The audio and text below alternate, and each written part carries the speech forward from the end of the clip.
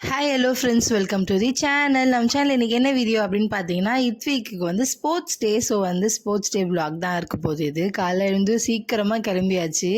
இவரை வந்து 8 மணிக்கெலாம் வந்து வர சொல்லியிருந்தாங்க. ஆனால் நாங்கள் 8:30க்கு தான் கூப்பிட்டு போய் விட்டோம். நாங்கள் வந்து 9:30 அதுக்கு மேலே வந்தால் ஓகே அப்படின்னு சொல்லிட்டாங்க பேரண்ட்ஸ் எல்லாம். ஸோ வந்து ஃபஸ்ட்டே இவரை வந்து ஸ்பீடாக ரெடி பண்ணி ஸ்போர்ட்ஸ் யூனிஃபார்ம் இது தான் அங்கே வந்து சொல்லி கொடுத்தாங்களாம், இந்த மாதிரி மார்ச் பாஸ்ட்லாம் பண்ணணும், கேமிங்லாம் அப்படின்னு சொல்லிட்டு.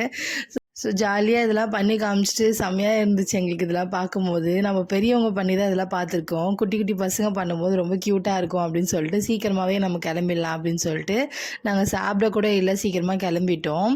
அதுக்கப்புறம் இவருக்கு ஃபுல்லாக ரெடி பண்ணி அவங்க அப்பா தான் எப்போவுமே ரெடி பண்ணுவார். ஸோ நான் வந்து சாப்பாடு ஊட்டுறது மட்டும் தான் என்னோடய வேலை. அதுவே பெரிய வேலை.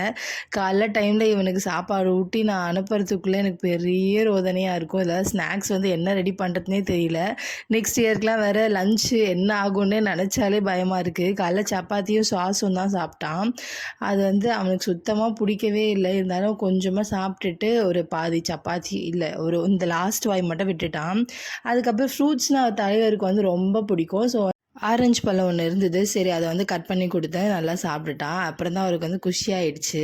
போதும் அப்படின்னு சொல்லிட்டு கிளம்பியாச்சு. நாங்களும் ஹஸ்பண்ட் எடுத்து போய் விட்டு வந்துட்டார். நெக்ஸ்ட் வந்து நான் குளிச்சுட்டு ரெடியாக இருந்தேன். அப்புறம் என்னையும் கூப்பிட்டு போயிட்டாரு. நாங்கள் போகிறோம், ஐயோ சீஃப் கெஸ்ட்லாம் வந்துட்டு இருப்பாங்களோ, ஏதாவது ஸ்டார்ட் பண்ணிவிடுவாங்களோ அப்படின்னு சொல்லிட்டு. ஏன்னா இவர் நிறைய ஆக்டிவிட்டீஸில் வந்து இருந்தார் ஸ்போர்ட்ஸில். ஸோ வந்து நம்ம மிஸ் பண்ணிடக்கூடாது அப்படின்னு சொல்லிட்டு சீக்கிரமாக போகலான்னு போனோம். அதுக்கு முன்னாடி நிறைய பேரண்ட்ஸ் வந்து உட்காந்துட்டாங்க. சீட்டிங்கே கிடையாது சுத்தமாக. அது இல்லாமல் எங்களுக்கு வந்து சுத்தமாக காற்று வசதியும் இல்லாத மாதிரி ஒரு மாதிரி டம்ப் பண்ணி அடைச்சி வச்ச மாதிரி ஆகிடுச்சு. எனக்கு வந்து ப்ரெக்னென்சி டைம் வேறு அந்த டைமு. ஸோ வந்து சுத்தமாக வந்து காற்றே இல்லை, மூச்சு விடாத மாதிரி ஒரு இடத்துல உட்காந்த மாதிரி இருந்தது கொஞ்சம் நேரத்துக்கு. அதுக்கப்புறமேட்டுக்கா வெளியே வந்துட்டு நான் வந்து மரத்து பக்கத்தில் வந்து உட்காந்துட்டு அதுக்கப்புறம் தான் எனக்கு வந்து கொஞ்சம் ரிலாக்ஸாக இருந்தது. செட்டப் எல்லாமே சூப்பராக பண்ணியிருந்தாங்க. இது வந்து சென்ட்ரல் கவர்மெண்ட்டுன்றதுனால அங்கேருந்து சீஃப் கெஸ்ட் வருவாங்க போல். அது இல்லாமல் வந்து இது கோஸ்டல் ஏரியாவில் இருக்கிற ஏர்ஃபோர்ஸ் அப்படின்னு சொல்லுவாங்களே, அந்த மாதிரி ஒரு ஸ்கூல் இது.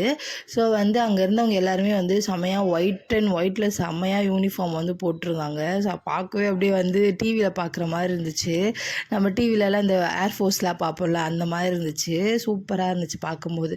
இந்த மாதிரி நிறைய வந்து ஆக்டிவிட்டீஸ் வந்து கண்டக்ட் பண்ணியிருந்தாங்க. மார்ச் ஃபர்ஸ்ட், அதுக்கப்புறமேட்டுக்கா வெல்கம் டான்ஸ், அந்த மாதிரி நிறைய பண்ணியிருந்தாங்க. என்னால் எல்லாத்தையுமே கவர் பண்ண முடியல. ஏன்னா குட்டி குட்டி பசங்க வந்து சூப்பராக எல்லாமே பண்ணும்போது நம்மளோட அட்டென்ஷன் ஃபுல்லாகவே அதில் இருந்தது. ஸோ சிரிச்சிட்டு நல்லா பார்த்துட்டு இருந்தோம். ஃபைனலாக வந்து நம்மளுக்கு வந்து ஸ்போர்ட்ஸ் வந்து ஸ்டார்ட் ஆகிடுச்சு. அதாவது ஆக்டிவிட்டீஸ் வந்து ஸ்டார்ட் ஆகிடுச்சு. இந்த மாதிரி தண்ணி எடுத்துகிட்டு ஊற்றுறது, அதுக்கப்புறம் பிஸ்கெட் சாப்பிட்றது, அந்த மாதிரி தான் இருந்தது. ஏன்னா எல்லாருமே குட்டி குட்டி பசங்கள்ல. ஸோ வந்து ரன்னிங் ரேஸ்லாம் இருந்தது. இத்விக் வந்து ரன்னிங் ரேஸில் ஃபஸ்ட்டு ப்ரைஸ் வாங்கினார். ஸோ அதெல்லாம் வந்து வீடியோ வந்து எடுக்க முடியல. அதுக்கப்புறம் ஒன்று மட்டும் எடுத்திருந்தேன். குரூப் ப்ரோக்ராம் மாதிரி ஒன்று வச்சுருந்தாங்க. இதுதான் அது. ஸோ அவங்க அப்பாவுக்கு வந்து ரொம்ப குஷி ஆயிடுச்சு. ஐயோ என் பையன் அழகாக எல்லாத்தையுமே பண்ணுறானே அப்படின்னு சொல்லிட்டு. சரி, இதுதான் நம்ம இத்விக்கு. எல்லாமே வந்து டிஃப்ரெண்ட்டாக ஏதோ கேப்லாம் மாற்றி வச்சுருந்தாங்க அவரை போட்டு. அதுக்கப்புறம் நல்லா ஓடுவான் அப்படின்னு சொல்லிட்டு வெயிட் பண்ணிருந்தோம். பார்த்தா டோரிமான் டீம் தான் வந்து வின் பண்ணிச்சு. நம்ம இத்விக் தான் வின் பண்ணார், அவங்க டீம் தான். ஸோ ஸ்டேஜில் போய் நின்றுட்டு ஒரு டான்ஸ் தான். மற்ற பசங்களாம் அமைதியாக இருக்குது, இவர் மட்டும் தான் நாங்கள் நின்றுட்டு டங்க டான்ஸ் ஆடிட்டு இருந்தான். இதில் மற்றவங்களையும் கூப்பிட்டு நீங்களும் ஆடுங்கடா அப்படின்னு சொல்லிட்டு இருந்தான். ஃபோட்டோஸ்க்கு வந்து ஒழுங்காகவே நிற்கல.